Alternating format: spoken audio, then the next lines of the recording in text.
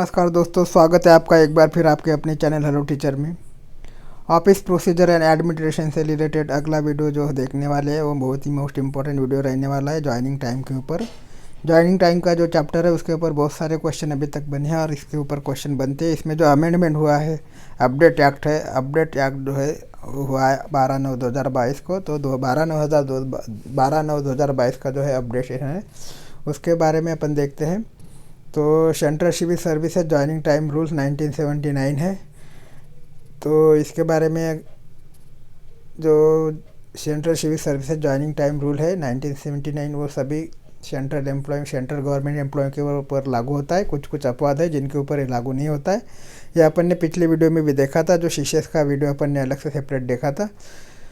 तो central civil services joining time rule जो है वो किन किन गवर्नमेंट डिपार्टमेंट के ऊपर लागू नहीं होता है, जो अपवाद है इसको वो देख लेते हैं। और इसमें जो टोटल 7 रूल है वो 7 रूल के बारे में जानकारी ले लेते हैं।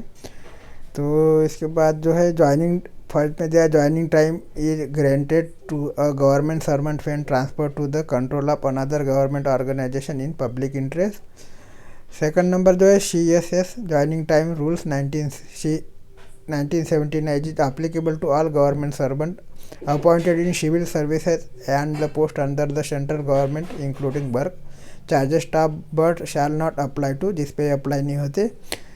उसमें जो है रेलवे एम्प्लॉयज़ के ऊपर अप्लाई नहीं होंगे। दूसरा जो है arm force personnel and those paid from the defence service estimate, इसके ऊपर अप्लाई नहीं होंगे। फिर है government servant engage on contract and those who are not in whole time employment of government, इसके ऊपर लागू नहीं होंगे। और जो फोर्थ है government servant paid out of category, इसके ऊपर ये लागू नहीं होंगे। ये रूल नंबर 1 के अंदर आता है। इसके बाद जो रूल नंबर 2 के अंदर आता है वो है when a government servant to whom this rule apply is transfer to the control of another government of organization which has made separate rules prescribing amount of joining time.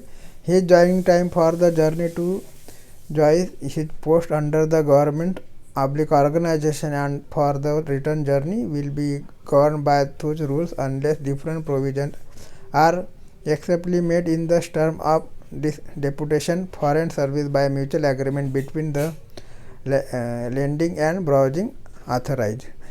और जो fourth number का point है ये भी rule number 2 के अंदर आता है। The joining time of railway employees arm force personnel and those paid for the defence service estimate and the employees of state government और any other organisation who are appointed to civil services and post under the central government on deputation और on foreign service basis shall for the joining the civil services and post under the central government and for the return journey be regularized accordance with this rule unless different provisions are expressly made their respective term of deputation foreign service by the mutual agreement between the lending and browsing authority। ये rule number 2 के अंदर आता है।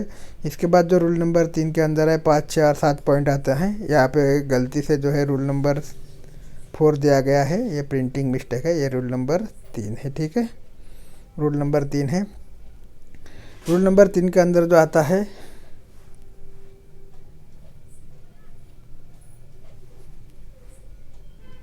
Rule number 3 के अंदर आता है joining time shall be granted to government servant on transfer in the public interest to enable him to join the new post either at the same or new station. No joining time is admissible in cases of temporary transfer for a period not exceeding 180 days. Only the actual transit time as admissible in case of journey on tour of may be allowed।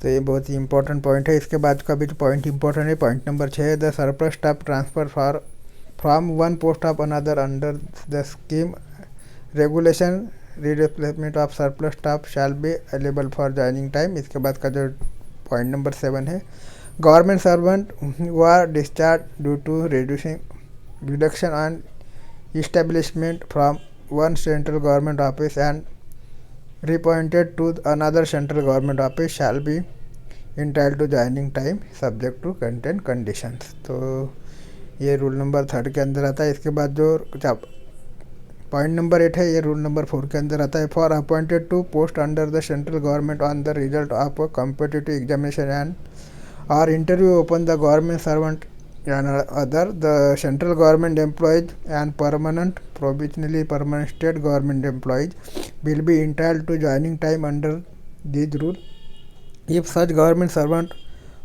for having their past service in the central government or state government counted for all purpose in the central government। Rule number 4 के अंदर आता है। इसके बाद जो है point number 9, point number 10, point number 11, point number 12, इसके बाद एक बॉक्स दिया होगा आपको पॉइंट नंबर 13, ये जो है रूल नंबर 5 के अंदर आता है। तो पॉइंट नंबर 9 में दिया है joining time is admissible in case of transfer in public interest however when a government servant is transfer on his own request the intervening period from relief payment on charge at the old place of posting and taking charge of the new place the period में be regularise by grant of leave applicable to him. और इसके बाद जो point number 10 है the joining time shall commence from the date of relinquishment of charge of the old post if the charge is made over in the forenoon of the following date is the charge is the made over in the afternoon. इसके बाद जो point है 11 number not more than 1 day joining time shall be allowed to a government servant to join a new post within the same station or which does not involve a change of residence from one station to another। तो ये जो point है बहुत ही most important point है। अगर same station रहता है तो आपको एक दिन के ऊपर का जॉइनिंग टाइम नहीं दिया जाता है।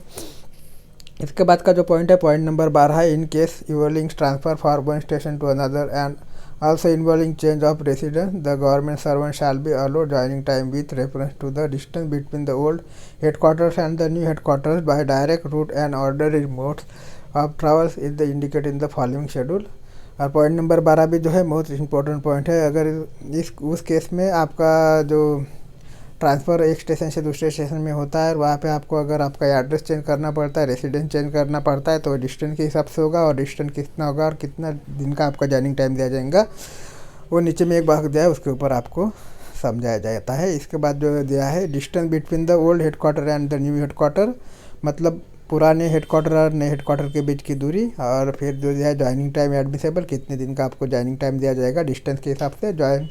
और थर्ड में दिया है joining time admissible where the transfer necessary involve continuous travel by road for more than 200 kilometre. अगर रोड से 200 किलोमीटर के ऊपर का अगर आपको प्रवास करना है तो उसके लिए अलग से जो जॉइनिंग टाइम जाएगा वो कितना होगा। तो पहला जो दिया है 1000 किलोमीटर फॉर लेज मतलब 1000 किलोमीटर से कम 1000 या 1000 किलोमीटर से कम अगर जॉइनिंग डिस्टेंस रहता है तो आपको जॉइनिंग टाइम दिया जाएगा 10 दिन का और ये 10 दिन होगा 1000 किलोमीटर से कम होता है तो बहुत ही इम्पोर्टेंट है। ये पूरा का पूरा जो बॉक्स है बहुत ही इम्पोर्टेंट है और इसी के ऊपर जो है क्वेश्चन बनते हैं।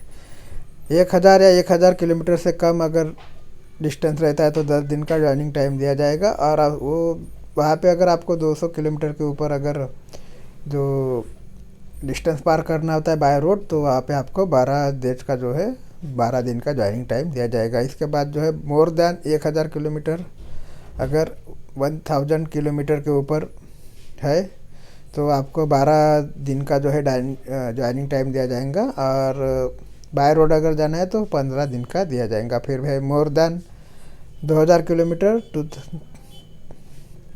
मोर देन 2000 किलोमीटर मतलब 2000 किलोमीटर का ऊपर का जो जॉइनिंग टाइम होगा मोर देन 2000 किलोमीटर के ऊपर अगर जॉइनिंग डिस्टेंस होता है तो आपको जो जॉइनिंग टाइम दिया जाएगा वो 15 दिन का दिया जाएगा। 15 days except in the case of the travel by air और with the maximum will be 12 days और बाय रोड जाना है तो वो 15 दिन का दिया जाएगा। इसके बाद ये जो बॉक्स है बहुत ही इंपॉर्टेंट बॉक्स है 1000 किलोमीटर या उससे कम 10 दिन का बाय रोड 12 दिन 1000 या 2000 के अंदर वो 12 दिन का दिया जाएगा बाय रोड 15 दिन और 2000 के ऊपर 15 दिन का। ठीक है तो इसके बाद का जो पॉइंट है पॉइंट नंबर 13 है distance means actual distance travel and not weighted mileage for the which for a change by the railway in certain ghat और hill region in case of transfer of a government servant to are from northeastern region including Sikkim, Andaman and Nicobar Island, Lakshadweep and Ladakh. 2 days additional time shall be admissible over and above the normal joining time, reckoned on the basis of actual distance between their old and new place of posting. अगर आपका जो north eastern region में, अगर सिक्किम में, Andaman and Nicobar में अगर आपका transfer होता है तो आपको 2 दिन का अलग से जॉइनिंग टाइम दिया जाएगा, जो दिया है उसके ऊपर। ये रूल नंबर 5 के अंदर आता है।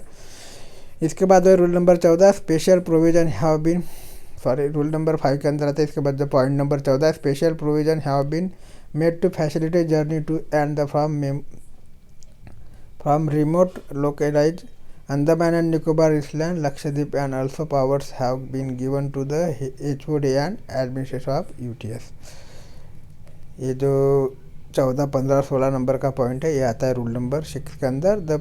इसके बाद का जो पॉइंट है, the period of utilize joining time will be credit to earn leave account and shall be regularize in the term of the provision of sub clause second of clause of the sub rule 1 of Rule 26 of the Central Civil Services Leave Rule 1972. Joining time may be combined with the